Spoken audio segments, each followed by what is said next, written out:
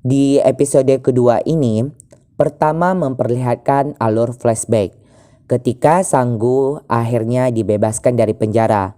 Di pintu keluar, ia bertemu dengan Mr. Oh, pengacara yang ditemui oleh Appa Geruya sebelumnya.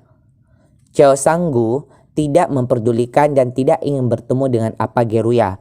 Tetapi ketika Mr. Oh mengatakan bahwa Appa Geruya telah meninggal, ia berhenti dan berkata hari yang bagus untuk keluar. Kembangsat.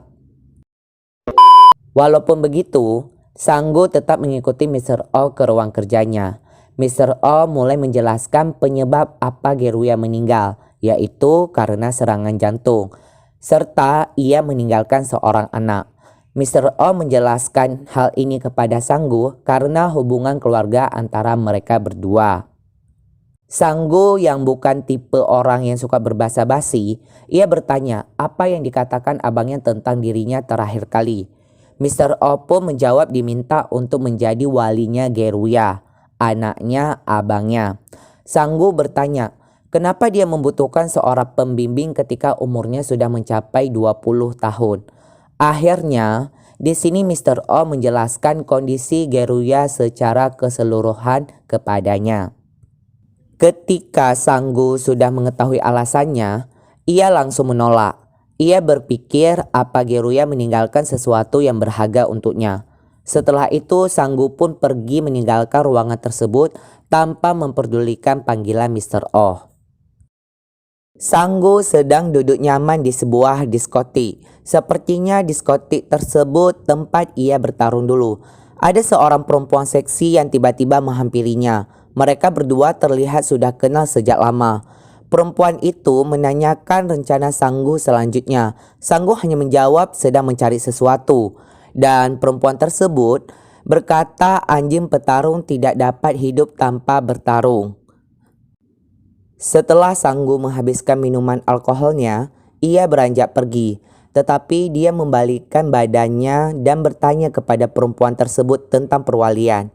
Karena seseorang meminta dirinya untuk menjadi walinya. Perempuan tersebut berkata jika dia memiliki aset, maka kamu akan gratis untuk mengaksesnya. Jadi, Sanggu pun kembali kepada Mr. Oh dengan terburu-buru dan berkata ia akan melakukannya. Sebelum itu, Mr. Oh menjelaskan bahwa ia harus pindah ke rumah Geruya dan tinggal bersamanya selama 3 bulan. Serta membantu Geruya untuk menjalankan bisnis jasa Move to Heaven. Barulah Sanggu berangkat menggunakan taksi ke rumah Geruya. Sekarang, Sanggu sudah berada di rumah Geruya. Terlihat ia sangat nyaman duduk di atas sofa. Sedangkan Geruya merasa panik dan kebingungan. Namun yang berada di situ pun juga merasa kebingungan. Lalu bel pintu pun berbunyi. Namun segera membukakan pintu tersebut. Rupanya Mr. Oh yang berkunjung ke rumah Geruya. Di sini Mr. Oh datang untuk menjelaskan kepada Geruya bahwa pria tersebut adalah pamannya. Sanggu pun memperkenalkan dirinya dengan berjabat tangan. Tetapi Geruya mundur sedikit serta tidak memberikan respon apapun. Selanjutnya Mr. Oh mengatakan pamannya merupakan adik lelaki ayahnya. Serta Mr. Oh juga mengingatkan kembali dokumen yang ditandatangani ayahnya sebelumnya. Setelah itu, Mr. Oh menanyakan kesediaan Geruya. Dan Geruya pun tidak keberatan karena ia sudah berjanji dengan apanya. Namun yang berada di situ sejak tadi pun bertanya, apa maksudnya memiliki nama belakang yang berbeda? Rupanya nama Appa Geruya dan pamannya berbeda. Sanggu pun mengatakan bahwa ia beda ayah dengan apanya Geruya, tetapi memiliki ibu yang sama. Namun mengantar Mr. Oh sambil mengeluh tentang pamannya Geruya. Tetapi malahan Mr. Oh hanya meminta bantuan untuk memantau mereka berdua. Jika terjadi apapun, Namu bisa menghubungi Mr. Oh. Sedangkan di dalam rumah, Sanggu bertanya kepada Geruya dan Geruya pun memperkenalkan dirinya, serta menjelaskan arti nama yang diberikan apanya. Lalu, Sanggu tiba-tiba bangun dari sofa, pergi ke dapur, mengambil minuman dan menggunakan cangkir apanya Geruya. Geruya pun menghentikannya dan tidak memperbolehkan menyentuh barang apanya selain apanya sendiri. Sanggu mengatakan bahwa gaya bicara Geruya seperti robot, bahkan intonasinya pun seperti robot. Geruya pun menjawab karena ia mengalami Asperger syndrome sehingga menyebabkan dirinya seperti ini.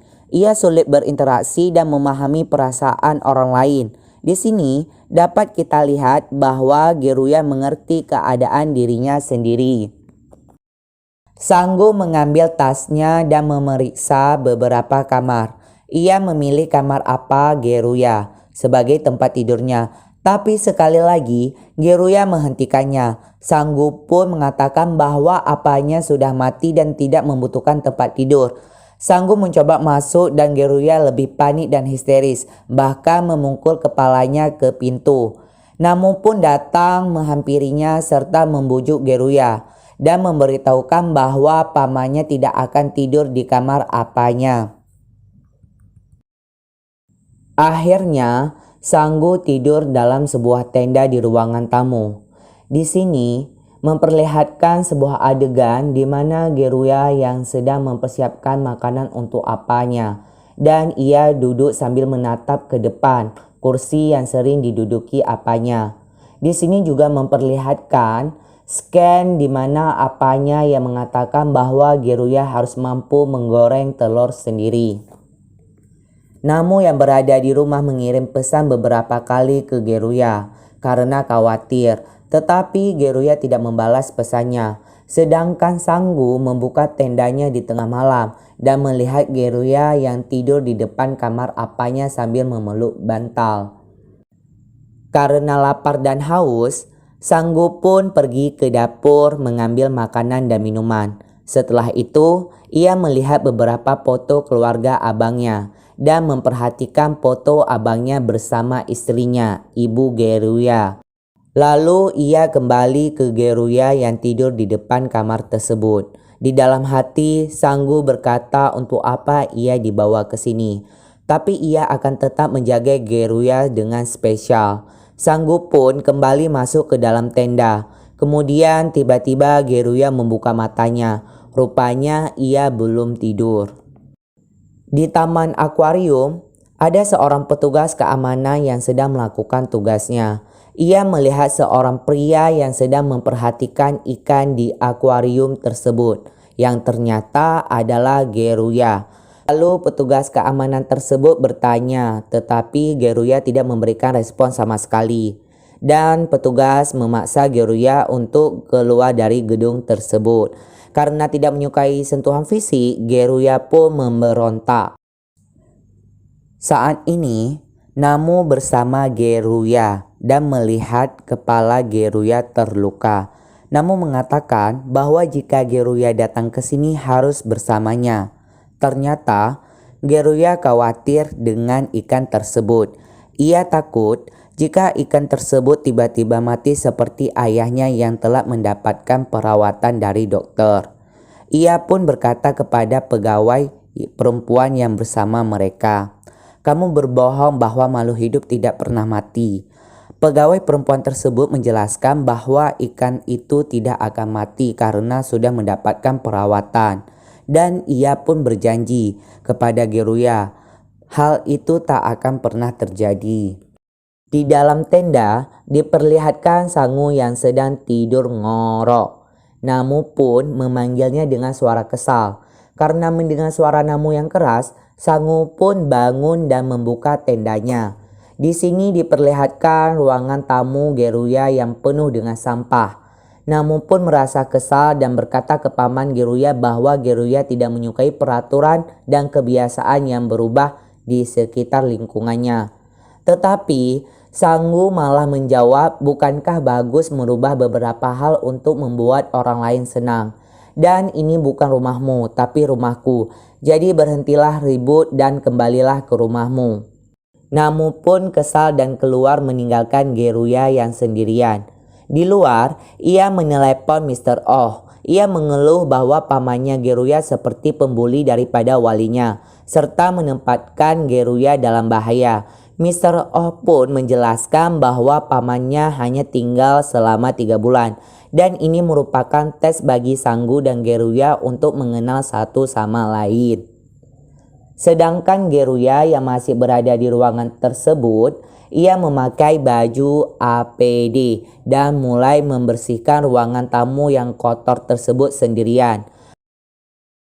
Setelah itu, Sanggu pun membuka tendanya kembali. Ia terlihat heran melihat ruangan yang sudah bersih. Sanggu melihat sekeliling dan ia terkejut melihat Geruya dengan baju APD berdiri di sudut dapur. Geruya menghampirinya dan memberikan baju bersih kepada Sanggu. Di sini, Geruya mengatakan letakkan baju kotor dan cucilah, serta jangan menyentuh barang orang lain. Setelah itu, Geruya mengatakan bahwa mereka harus bersiap untuk pergi, karena ada klien yang menelpon untuk layanan pembersihan barang mayat. Geruya pun turun ke bagasi untuk mempersiapkan peralatan. Begitupun dengan Sanggu yang mengikuti dari belakang. Sanggu pun memperhatikan yang Geruya lakukan. Setelah semuanya siap, mereka menuju ke mobil. Namun yang melihat mereka berdua pun datang menanyai Geruya ingin pergi kemana. Geruya bilang ada yang menelpon jasa Move to Heaven.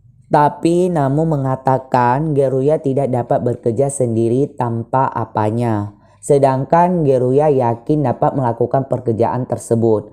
Karena mendengar itu, Namu ingat bahwa Mr. Oh mengatakan kepadanya pamannya harus membantu Geruya. Jadi Namu memaksa Sanggu untuk ikut serta dan tidak membolehkan Geruya yang mengemudi mobil, tetapi Sanggu. Akhirnya, Sanggu dengan terpaksa mengikuti Geruya bekerja, serta mengemudi mobil dengan kencang. Ketika mereka berdua sampai tujuan, Geruya mengatakan kepadanya telah melanggar peraturan sebanyak 59 kali dalam waktu 40 menit.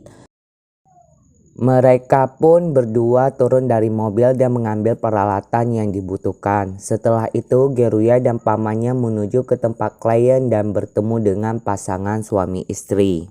Di situ, Geruya memperkenalkan diri, tetapi langsung dipotong oleh si wanita dengan mulut monyongnya. Dan ia bertanya berapa lama Geruya akan membersihkannya. Sedangkan suaminya bilang ke Geruya, jika ada buku bank atau uang harus diberikan kepada mereka. Geruya menjelaskan barangnya akan dikumpulkan dan akan diberikan kepada keluarga yang ditinggalkan. Tetapi si wanita mulut monyong itu tidak percaya. Sanggu yang mendengar hal tersebut merespon dengan sinis. Akhirnya pasangan tersebut menunggu di dalam mobil mereka yang berada di sekitar rumah tersebut. Karena takut Geruya dan pamannya mencuri barang berharga yang ditinggalkan. Geruya dan pamannya pun masuk ke rumah dan menuju ke kamar yang paling belakang. Semakin dekat, bau yang tidak sedap semakin dapat dicium oleh Sanggu. Ketika Sanggu masuk, ia melihat kumpulan belatung. Ia pun keluar dari kamar dan muntah. Rupanya ini kamar mayat yang ditemukan setelah 3 minggu meninggal. Sanggu pun bertanya kepada Geruya kenapa ia sangat tenang. Geruya mengatakan bahwa ini rumahnya. Itulah kenapa mereka memakai jasa Move to Heaven untuk membersihkannya. Sebelumnya, kamar ini ditinggali seorang lansia yang ditemukan meninggal setelah 1 bulan. Ia mempunyai anak laki-laki dan menantu perempuan. Tetapi mereka berdua tidak memperdulikannya karena penyakit pikun yang dialami, serta tidak pernah berkunjung untuk melihatnya sekalipun. Kan dajal anaknya. Geruya yang sudah memakai baju APD terdiam di dalam kamar tersebut. Ia terlihat kebingungan untuk memulai dari mana. Sehingga tiba-tiba ia mengingat perkataan ayahnya apa yang harus dilakukan pertama. Disinilah ia berdoa untuk arwah yang sudah meninggal. Setelah itu ia mulai membersihkan kamar tersebut dengan mendengar musik. Di sini diperlihatkan adegan yang membuat Mimin sedih, yaitu memperlihatkan foto ibu dan anaknya dari kecil hingga dewasa. Barang yang ditinggalkan oleh ibu tersebut dan bukti transaksi bank yang ada di laci. Setiap adegan ini memberikan makna yang terdalam bagi Mimin. Setelah semuanya selesai, suami pria tersebut yang merupakan anak ibu yang telah meninggal menghampiri Geruya yang telah selesai bekerja. Ia menanyakan apakah menemukan sesuatu yang berharga dan mengambil kotak kuning dari genggaman Geruya. Menantu dajalnya pun mengambil kotak kuning tersebut dan melihat buku bank. Tetapi karena tidak memiliki uang yang terlalu banyak, ia pun mengomel kepada suaminya. Seketika itu, anak laki-laki ibu tersebut menyuruh membuang seluruh barang ibunya yang ada di dalam kotak kuning tersebut. Sanggu pun yang mendengar itu mengatakan ada foto keluarga. Tetapi mereka berdua malah mengatakan foto tersebut tidak berguna sama sekali. Istrinya pun menanyakan tidak adakah menemukan uang sama sekali di kamar tersebut. Lalu Geruya menjawab bahwa ia melihat uang di kamar tersebut dan akhirnya Geruya memperlihatkan kepada pasangan Dajjal tersebut. Ternyata uang itu berada di bawah tikar yang lengket dengan sisa cairan dan belatung. Pasangan tersebut pun mengumpulkan uang ke dalam baskom dan menanyakan kepada Sanggu apakah mereka dapat membersihkan uang tersebut. Setelah mendengar penjelasan dari Geruya, semuanya dapat dilakukan serta dapat ditukar dengan uang baru di bank. Lalu pasangan tersebut menyerahkan semua pekerjaan kepada mereka dan pergi begitu saja meninggalkan kotak kuning tersebut. Akhirnya, Geruya menyimpan kotak kuning tersebut di dalam mobil tetapi dibuang oleh Sanggu ketika ingin pulang ke rumah. Sanggu yang baru siap mandi dan ingin makan, ia tetap mencium bau badannya. Sedangkan Geruya yang berada di meja makan tiba-tiba menjelaskan segala jenis bau tersebut kepada Sanggu hingga membuat Sanggu merasa jijik dan tidak bernafsu makan ketika melihat telur yang masih mentah berada di hadapannya. Malam hari memperlihatkan Geruya sedang membersihkan uang yang penuh dengan cairan lengket. Ia melakukan dengan teliti dan mengeringkan dengan alat pengering. Keesokan harinya, ia menyusun uang tersebut di atas meja. Lalu, ia mengingat ayahnya yang membayangkan setiap barang-barang yang ditinggalkan oleh orang yang telah meninggal. Geruya pun melakukan hal yang sama seperti apanya. Akhirnya, Geruya menemukan kenangan tersebut. Geruya pun pergi ke sebuah bank dan membawa bukti transaksi bank serta menyebutkan nomor rekening buku bank ke teller tersebut. Ending coy. Buat jagoan semuanya, jangan lupa dukung channel ini dengan menekan tombol subscribe, like, and share.